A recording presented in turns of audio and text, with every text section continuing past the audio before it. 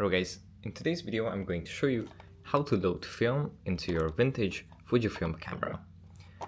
The model that I'm using today is the Fujica MA1, but the process is going to be very similar to all other Fujifilm and Fujica cameras.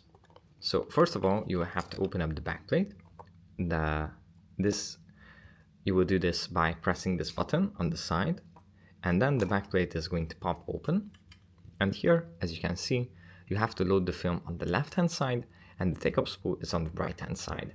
For some models, you will find that the film goes in on the right-hand side and the take-up spool will be on the left-hand side, but for most cameras, this is going to be the orientation. Here, you will have to take this little knob, pull this up, and then you will take your film and open it up. The one that I'm using today is a Kodacolor Gold 200. We will insert this on in the left hand side and then push this in. You might have to wiggle it around a little bit until it finds its place, and once it clicks, you know that it's in. Now you will have to roll this film onto the other side and insert it in this little slit inside of the take-up spool.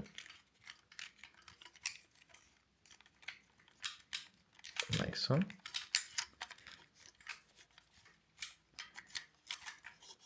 You might have to